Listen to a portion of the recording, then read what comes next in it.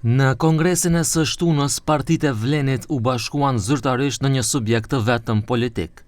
850 delegat miratuan statutin dhe programin politik të Vlenit.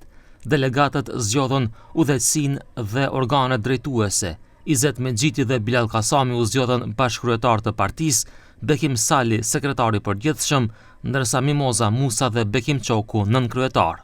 Më lejoni që të uroj këtë kongres gjithë delegatët dhe gjithë ata të cilët kanë qenë për strukturat e partive që bërbëjnë Vlenin dhe të cilët sot nuk janë pjesë e këtij kongresi, të uroj për suksesin, për angazhimin, për kontributin dhe të uroj të gjithëve që Vlen të jetë përfaqësuesi shqiptarëve dhe gjithë qytetarëve të Maqedonisë së Veriut në periudhën që vjen, një përfaqësim i cili do të jetë më ndryshe, një përfaqësim i cili do të jetë në shërbim të qytetarëve dhe për të ndruar perceptimin për politikën. Politika është që t'ju shërbej qytetarëve dhe jo të zhvat shtetin dhe të rëndoj jetën e tyre. Mendoj që është kongres i jashtëzakonshëm, sepse në këtë nënqiell janë mësuar qytetarët të ndëgjojnë për përçarje, për fraksionime, për trazira.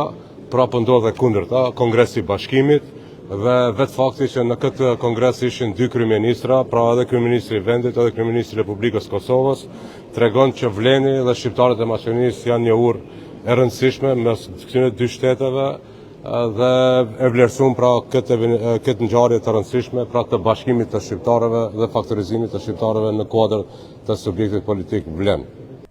Reaguan nga Bashkimi Demokratik për Integrim, nga ku thonë se dita e djeshme duhet të mbahet mend vetëm si fillimi i fundit të një grupimi që sakrifikoi të ardhmen e popullit të vet për të ruajtur kolltukët.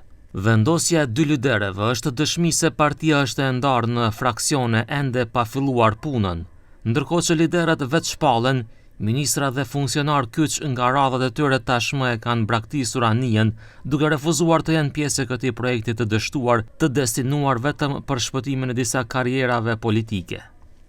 Ndryshe mbrëm në kongresin e Vlenit mysafir ishin edhe kryeministri i Kosovës Albin Kurti dhe ai i Maqedonisë së Veriut Kristian Mickoski.